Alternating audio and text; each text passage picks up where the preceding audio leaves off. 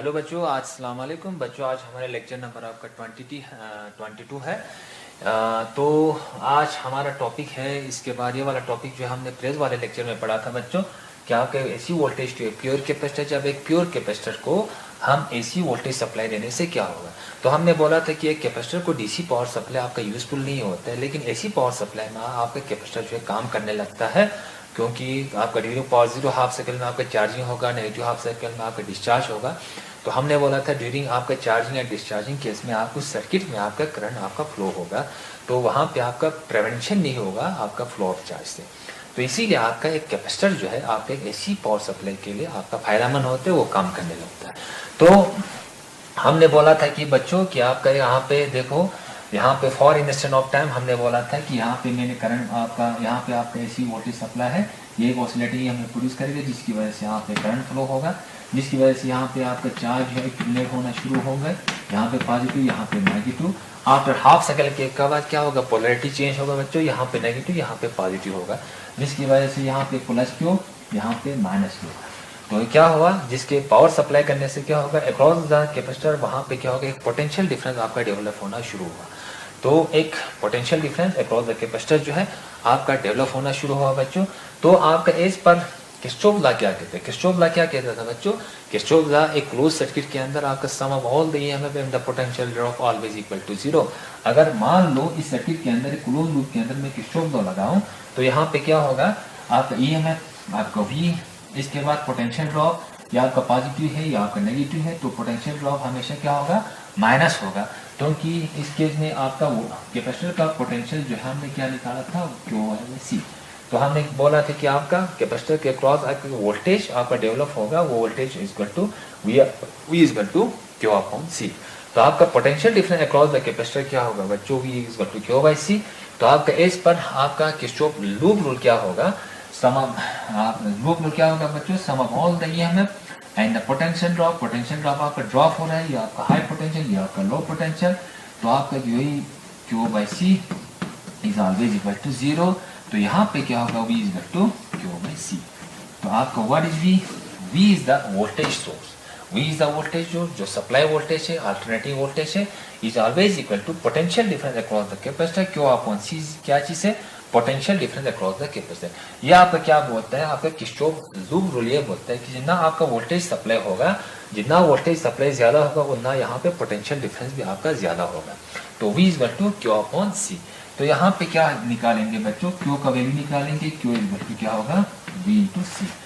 इसके बाद यहाँ पे क्यू इक्वल टू V का वैल्यू हम यहाँ पे पुट करेंगे बच्चों, इंस्टेंटेनियस आपका अल्टरनेटिंग ईएमएफ, इंस्टेंटेनियस आपका ईएमएफ, तो V naught sine of omega T into सी।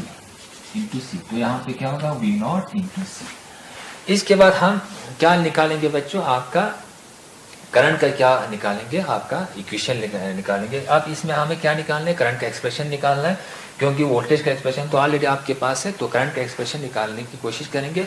इसके बाद हम देखेंगे कि करंट और जो आपका वोल्टेज है, क्या ये दोनों सेम फेज में है, क्या इन दोनों के बीच में आपका फेज डिफरेंस है। तो करंट का इक्वेशन बनाने के लिए हमें क्या करना पड़ेगा, करंट का इंस्टेंटेनियस करंट आई तो क्या पता है, d q upon d t. तो हमेशा आई इक्वल टू, इसको डिफरेंशिएशन करना पड़ेगा बच्चों, d q upon d t equal to d upon d t. इसके बाद क्यू क्या है, V naught C sine of omega into t. इसके बाद क्या करेंगे बच्चों, करंट का इक्वेशन लाने के लिए हमें इसको डिफरेंशिएशन करना पड़ेगा विद रिस्पेक्ट टू टाइम। तो क्या होगा बच्चों, यहाँ पे with respect to time differentiation करने से, with respect to time differentiation करेंगे क्या इसको, तो करंट का इक्वेशन क्या बन गया बच्चों, I इक्वल टू ये V नॉट है, V not is the peak value of the voltage and C is the capacitor. ये सारे क्या है, एक कांस्टेंट टर्म है, इसको बाहर निकाल लेंगे, V नॉट इंटू सी। इसके बाद हम डिफरेंशिएशन करेंगे d by d t sine of omega into t. अब इसको डिफरेंशिएशन करने से क्या होगा, विद रिस्पेक्ट टू टाइम आपका क्या होगा बच्चों, current is equal to V naught into C. Differentiation of sine का क्या होता है, cos omega t. Sine omega t का डिफरेंशिएशन हमेशा cos omega T into omega. तो यहाँ पे क्या होगा, cos omega T into omega, omega मैंने क्या लिया यहाँ पे ले लिया बच्चों। तो यहाँ पे क्या हुआ, करंट की equation is equal to V naught into C into omega. What is V naught? V naught is the peak alternating voltage आपका, या आपका peak value of the alternating EMF, C is the capacitance, आपका omega is the आपका frequency होगा। इसके बाद आपका cos omega t का हम ट्रिग्नोमेट्री आपका फॉर्मूला लगाएंगे बच्चों। कॉस ओमेगा टी क्या होता है, sine of omega T plus pi by two, क्योंकि हमें पता है cos theta is equal to sine of क्या होता है बच्चों आपका theta plus pi by two, theta plus pi by two. एक तो माइनस का फॉर्मूला बनता है बच्चों, दूसरा एक प्लस का फॉर्मूला बनता है। आज हम यहाँ प्लस के फॉर्मूले को यहाँ पे पुट करने की कोशिश करेंगे। तो यहाँ पे क्या होगा, V naught C omega cos omega t क्या होते हैं बच्चों, sine of omega T plus pi by two. तो यहाँ पे एक चीज आ रहा है बच्चों, देखो यहाँ पे आप इसको आपको एडवांस में अगर टैली करेंगे तो आपका alternative EMF equation v equal to V naught sine omega T. इसके बाद आपका यहाँ पे क्या है, I equal to V naught C omega sine omega T plus pi by two. अगर इन दोनों के इक्वेशन को हम टैली करेंगे तो यहाँ पे ओमेगा टी है फेज एंगल, यहाँ पे क्या है omega T plus pi by two. तो यहाँ पे फेज एंगल का आपका डिफरेंस तो है, आपको इसको देख के आप लोगों को पता चल रहा है कि आपका वोल्टेज और करंट जो है they are not in same phase. तो आपका peak value of the current होगा। इसके बाद हम यहाँ पे peak value of the current निकालने की कोशिश करेंगे बच्चों। तो यहाँ पे क्या होगा, तो हमें पता है कि आपका आई का maximum value of the current क्या होगा, जब ये sign omega T plus pi by to आपका 1 होगा। तो क्या होगा, आई मैक्सिमम कब होगा बच्चों, जिसको क्या बोला जाता है, when sine of omega T plus pi by two equal to 1। तो यहाँ पे पुट करने से क्या होगा बच्चों, ये वाला I is to V naught C omega, इसी को क्या बोला जाता है peak value of the current. तो आपका क्या बन गया, peak value of the current I naught is equal to V naught into C omega, V naught into C omega. तो यहाँ पे हम क्या करने की कोशिश करेंगे बच्चों, देखो आपका I naught, what is I naught, I is the peak value of the current is always equal to V naught into C omega. V naught is the peak value of the alternating EMF, C is the आपका capacitor, omega is the frequency. अब इसको हम फिर थोड़ा change करेंगे बच्चों, तो क्या होगा, I naught equal to V naught upon 1 by C omega, 1 upon C omega. कोई फर्क नहीं होगा बच्चों, इसको मैंने क्या किया, अगर डिवाइड करेंगे 1 बाई सी ओमेगा इनटू में चेंज करेंगे तो सी ओमेगा फिर ऊपर जाएंगे। तो क्या होगा, peak value of the current is equal to V naught upon 1 by C omega. तो कल वाले में क्या था बच्चों, आपको इंडक्टर में क्या था, I naught equal to V naught upon L omega था, ये वाला था इंडक्टर केस में। इंडक्टर केस में आपका peak value of the current बनता था I naught is equal to V naught upon L omega. तो एल ओमेगा हम क्या बोला जाता था, inductive reactance. L omega the play the role of resistance in case of the inductor. Inductor में आपका प्ले ऑफ द रोल करता था किसका, रेजिस्टेंस का। तो इसको हम XL से लिखा जाता है, XL is to L omega. L omega what is XL, XL is the आपका इंडक्टिव रिएक्टेंस बोला जाता था, वो हमेशा एक रेजिस्टेंस का रोल करता था। XL एक किस्म का एक रेजिस्टेंस है इन केस ऑफ इंडक्टर। तो यहाँ पे फ्रीक्वेंसी ज्यादा होगा तो आपका इंडक्टिव रिएक्टेंस भी बहुत ज्यादा होगा, इसीलिए ऐसी सिग्नल का फ्रीक्वेंसी ज्यादा होता है, इसीलिए वहां पे इंडक्टिव रिएक्टेंस ज्यादा होगा। इंडक्टिव रिएक्टेंस ज्यादा होगा मींस आपका रेजिस्टेंस ज्यादा होगा, इसका मतलब प्रिवेंशन ऑफ द करंट जो है इंडक्टर के केस में बहुत ज्यादा हुआ था। तो आज हम पढ़ेंगे बच्चों कि आपका यहाँ पे आपका XL के बल्ले क्या आता है, जैसे कि रेजिस्टेंस के बल्ले ये था आपका R रेजिस्टेंस के बल्ले क्या हुआ L ओमेगा। तो आज जो है करंट जो है क्या होता है, इस पर ओम लॉ, करंट जो है V अपॉन R होता है। तो ये आ गया आपका R के बदले, तो इस R को क्या बोला जाएगा, आपका कैपेसिटिव रिएक्टेंस। क्या बोला जाएगा बच्चों, कैपेसिटिव रिएक्टेंस। L ओमेगा को क्या बोला जाएगा, इंडक्टिव रिएक्टेंस। तो यहाँ पे क्या हुआ, जो R जो है रेजिस्टेंस जो है 1 बाई सी ओमेगा, तो XC बोला जाएगा 1 अपॉन सी ओमेगा। तो XC को क्या बोला जाता है, आपका कैपेसिटिव रिएक्टेंस। कैपेसिटिव रिएक्टेंस क्या चीज होती है, कैपेसिटिव रिएक्टेंस जो है एक किस्म का रेजिस्टेंस होता है जो हमेशा करंट को हमेशा अपोज करता है इन केस ऑफ किसमें, आपका कैपेसिटर में। तो यहाँ पे क्या हुआ बच्चों, XC को क्या बोला जाएगा, XC को आपका कैपेसिटिव रिएक्टेंस, कैपेसिटिव रिएक्टेंस। तो कैपेसिटिव रिएक्टेंस क्या चीज होती है? कैपेसिटिव रिएक्टेंस बेसिकली एक अपोजिशन ऑफ द करंट होता है बच्चों। तो यहाँ पे मैं फिर लिखूं तो यहाँ पे आपका यहाँ पे क्या आ रहा है बच्चों, ये मैं मिटा दूं, इसको रद्द कर दूं। तो रद्द करने से क्या, इसको रद्द करेंगे हम लोग बच्चों। तो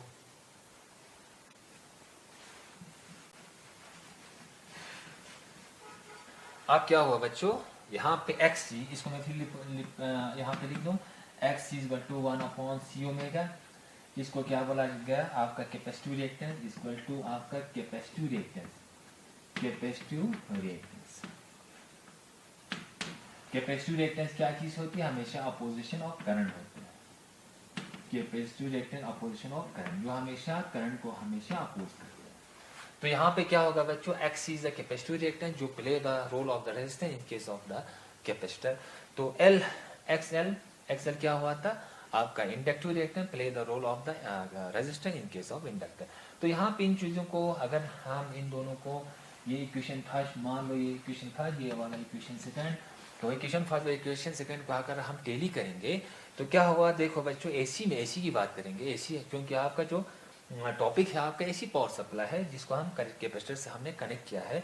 तो क्या हुआ, एसी पावर सप्लाई के लिए क्या हुआ, इंडक्टर में क्या हुआ था, देखो बच्चों क्योंकि एसी पावर सप्लाई का फ्रीक्वेंसी ज्यादा है तो आपका क्या होगा, उसका रेजिस्टेंस बहुत ज्यादा होगा, एक्सएल बहुत ज्यादा होगा, तो इंडक्टिव रिएक्टेंस बहुत ज्यादा हुआ जिससे अपोजिशन ऑफ द करंट होता है। इसका मतलब है इंडक्टर जो है आपका एसी पावर सप्लाई के लिए यूजफुल नहीं होता, डीसी पावर सप्लाई के लिए यूजफुल हुआ था।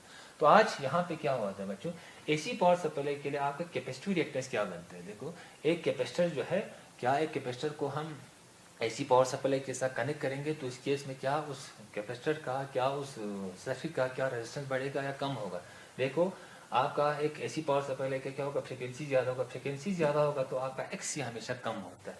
एक्सी मीन्स आपका उस सर्किट के अंदर उस कैपेसिटेंस का आपका क्या होगा, कैपेसिटिव रिएक्टेंस हमेशा कम होगा। कैपेसिटिव रिएक्टेंस कम होगा इसका मतलब अपोजिशन ऑफ द करंट जो है कम होगा, इसका मतलब है आपका करंट को ब्लॉक नहीं करेंगे। इसका मतलब है हमने पहले ही बोला था कि आपके कैपेसिटर जो है आपका एसी पावर सप्लाई के लिए यूजफुल होता है, डीसी पावर सप्लाई के लिए यूजफुल नहीं होता। तो हम इसको बारी बारी में हम लिखेंगे बच्चों। तो यहाँ पे मैं पुट कर दूं तो क्या हुआ आपका आई इक्वल टू अच्छा V naught C omega, V naught C omega के बदले क्या होगा आई नॉट, इसके बाद क्या होगा sine of omega T plus pi. ये हुआ आपका इक्वेशन आपका सेकंड। इसके बाद इक्वेशन फर्स्ट, ये हुआ बच्चों आपका इक्वेशन आपका, मैं फिर लिखता हूँ इक्वेशन सेकंड। तो इक्वेशन फर्स्ट था करंट का, सॉरी वोल्टेज का equation V naught sine of omega t, ये वाला इक्वेशन था बच्चों। इसके बाद हमने पढ़ा था कि आई नॉट क्या होता है, I naught equal to V naught upon XC या एक्सी। तो हमने बोला एक्सी क्या होता है, XC is the capacitive reactance. तो बच्चों आज फिर हम इसके बाद इन दोनों का फेजर डायग्राम हम ड्रा करेंगे, इसके बाद वही डायग्राम बनाएंगे। इसके बाद हम देखने की कोशिश करेंगे क्या ये दोनों सेम फेज में है या फेज इन दोनों के बीच में आपका फेज डिफरेंस है, कौन पहले जाएगा कौन आपका बाद में जाएगा। तो इस इक्वेशन को देख के आप अंदाजा लगा सकते हैं बच्चों कि कौन पहले जाएगा कौन बाद में जाएगा। तो इंडक्टर में क्या था बच्चों, इंडक्टर में आपका वोल्टेज पहले था, करंट उसके पीछे था। तो इंडक्टर, इससे पहले हमने इंडक्टर पढ़ा था बच्चों। इंडक्टर में क्या हुआ था कि आपका वोल्टेज जो है पहले प्रोपोगेट हुआ था, पहले आगे जाएंगे वोल्टेज, इसके बाद आपका करंट जो है उसके पीछे जाएंगे with phase angle of π/2 with time of t/4 का एक टाइम लेग हुआ था आपका करंट और वोल्टेज के बीच में। तो आज आपके कैपेसिटर में केस में आपका क्या हो रहा है बच्चों, आपका I naught sine omega T plus π/2। इसके बाद करंट आपका वोल्टेज का इक्वेशन क्या बनता था बच्चों, V naught sine omega T. तो दोनों इक्वेशन को देख के आप ये पता कर सकते हैं क्या वोल्टेज और current they are in same phase. ये बिल्कुल सेम फेज में नहीं है बच्चों, कि आपका वोल्टेज का ये ओमेगा टी है, इसके बाद करंट को देखो ओमेगा टी प्लस π/2 से आगे जा रहा है। तो इसका मतलब है आपका इस इक्वेशन में, इस टॉपिक में कैपेसिटर की केस में आपका पहले करंट आगे जाएंगे, इसके बाद वोल्टेज उसके पीछे आपका प्रोपोगेट होगा। तो इसमें मैं क्या लिख दूं बच्चों, इन केस ऑफ कैपेसिटर में क्या होगा बच्चों, in case of capacitor, current lead by the voltage by a phase angle of pi by 2. In case of capacitor, आपका current, आपका यहाँ पे मैं लिख दूँ, in case of capacitor, current I lead, आपका करंट लीड कर रहा है बच्चों। पहले में आपका इंडक्टर में वोल्टेज लीड कर रहा था, इसमें आपका करंट लीड कर रहा है। तो current lead by phase angle of pi by 2, pi by 2 से आगे जा रहा है। Current lead by voltage bye phase angle of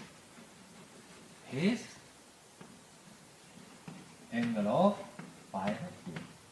तो सेम इंडक्टर और कैपेसिटर में फर्क क्या चीज है, आपके इंडक्टर में आपका वोल्टेज पहले जाएंगे, तो आपका कैपेसिटर में आपका करंट आगे जाएंगे। तो दोनों में आपका फेज डिफरेंस आपका पाई बाय 2 है। तो आपका फेजर डायग्राम दोनों का सेम बनता है, लेकिन इसमें थोड़ा कुछ आपको अलग होगा बच्चों। अगर यहाँ पे आपका फेजर डायग्राम हम ड्रा करेंगे, फेजर डायग्राम, तो फेजर डायग्राम आपका कैपेसिटर के केस में क्या बनेगा, तो आपका यहाँ पे मैं ड्रा कर दूँ बच्चों फेजर डायग्राम। फेजर डायग्राम यहाँ पे ड्रा कर दूँ तो यहाँ पे क्या होगा, phasor diagram, this is the phasor diagram, ये आपका फेजर डायग्राम, ये आपका फेजर डायग्राम। तो पहले क्या बनेंगे, फेजर डायग्राम में हमेशा पहले आपको वोल्टेज को ड्रा करना होता है। ये आपका V0, ये आपका V0 होगा बच्चों। तो यहाँ से यहाँ क्या होगा, फेज एंगल ओमेगा टी। इसके बाद क्या होगा बच्चों, आपका करंट जो है आपका पहले जाएंगे। देखो बच्चों, ये वाला इस तरह होगा, इन दोनों के बीच में हमेशा फेज एंगल पाई बाय 2 होगा, वोल्टेज यहाँ पे होगा तो करंट यहाँ पे होगा। इसके बाद दोनों इस तरह से रोटेट होते जाएंगे, पहले आपका करंट पहले जाएंगे, इसके बाद पाई बाय 4 के बाद आपका वोल्टेज उसका जगह ले लेगा। तो यहाँ पे क्या होगा, करंट यहाँ पे ले लेंगे, तो इन दोनों के बीच का क्या होगा आपका पाई बाय 2, या आपका करंट, तो इन दोनों के बीच का एंगल जो है आपका पाई बाय 2, तो ओमेगा टी। इसके बाद यहाँ से यहाँ क्या होगा, पाई बाय 2 यहाँ पे ले लेंगे, तो ये आपका क्या होगा I0। तो यहाँ पे क्या होगा बच्चों, ये वाला, इसके बाद ये वाला, ये हुआ instantaneous value of the voltage, instantaneous value of the current. तो ये हुआ बच्चों आपका phasor diagram in case of the capacitor. इसके बाद हम वही डायग्राम बनाएंगे, आपका कैपेसिटर के केस में वही डायग्राम कैसे बनेंगे, तो वही डायग्राम सेम उसी तरह बनेगा इंडक्टर के केस में। तो यहाँ पे वही डायग्राम कैसे बनेंगे बच्चों, तो यहाँ पे हम लिखने की कोशिश करेंगे वही डायग्राम यहाँ पे ड्रा करेंगे बच्चों। वही डायग्राम क्या बनेंगे, तो वही डायग्राम ऐसे ही बनेंगे, दिस इज द वही डायग्राम। यहाँ पे इस तरह से होगा, तो यहाँ पे क्या होगा 0, यहाँ पे क्या होगा पाई बाय 2, पाई बाय 4, इसके बाद पाई बाय 2, इसके बाद 3 पाई बाय 4, इसके बाद आपका 2 पाई, यह आता है बच्चों 3 पाई बाय 2 या 3 पाई बाय 4। तो यहाँ पे क्या हुआ बच्चों, अच्छा ये आ गया पाई बाय 4, पाई बाय 2, इसके बाद ये होगा 270। हम पाई में नहीं लिखेंगे बच्चों, आपका कंफ्यूजन हो रहा है। पहले आपका लिखेंगे यहाँ पे क्या हुआ 0, या आपको ओमेगा टी, आपका यह आपका क्या होगा 0, इसके बाद 90, इसके बाद 180, इसके बाद 270, इसके बाद 370। अगर टाइम में लिखेंगे तो क्या होगा बच्चों, यह आपका 0, यह आपका t/4, यह आपका क्या होगा t/2, इसके बाद यह होगा 3t/4, इसके बाद यह होगा t। तो हम लिखेंगे बच्चों कि आपका वोल्टेज और आपका करंट का आपका क्या बनेंगे। तो पहले हम क्या निकालेंगे, आपका वोल्टेज में तो आम वही डायग्राम बनेंगे जो आप लोगों का बनता था। 0 पे क्या होगा 0, 90 पे क्या होगा पीक, इसके बाद ओमेगा टी का 180 पे 0, इसके बाद 270 पे नेगेटिव पे पीक बन जाएगा, इसके बाद 370। तो आपका ये बनेगा बच्चों, ये बनेगा आपका वोल्टेज का, दिस इज द वोल्टेज का, ये आपका बन गया वोल्टेज का V/V0 sign of omega T. इसके बाद हम करंट को ड्रा करेंगे बच्चों, इसके बाद हम करंट को, तो करंट क्या होगा बच्चों, करंट, इसके बाद आपका करंट का क्या होगा, करंट लीड बाय आपका voltage bye phase angle of pi by 2।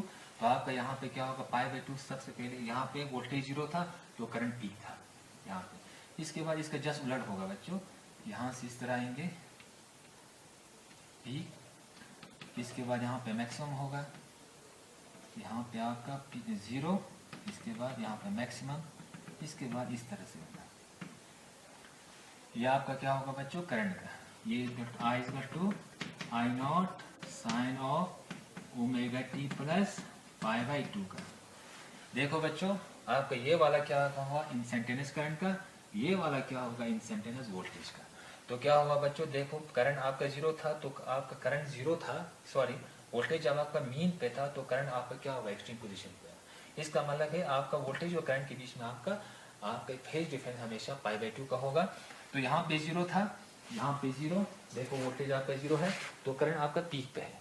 जब आपका वोल्टेज जो है आपका पीक बनेगा तो करंट आपका जीरो बनेगा, जब आपका वोल्टेज जीरो बनेगा तो करंट आपका पीक बनेगा। तो आपका जब वोल्टेज जो है आपका पीक बनेगा तो करंट आपका जीरो बनेगा।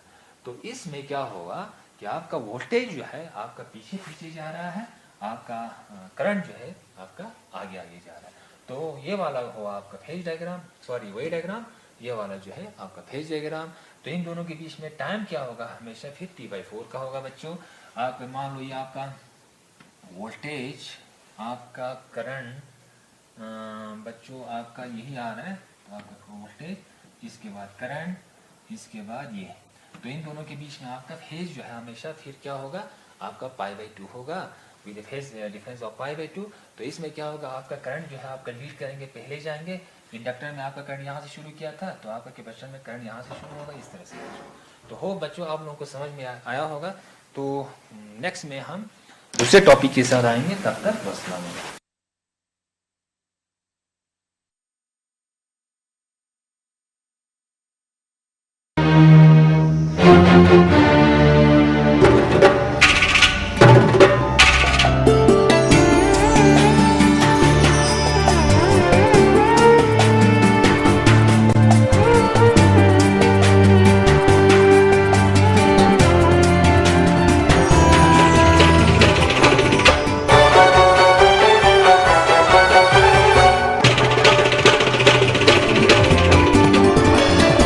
आप देख रहे हैं डीडी कशिर, एहसास कश्मीर का।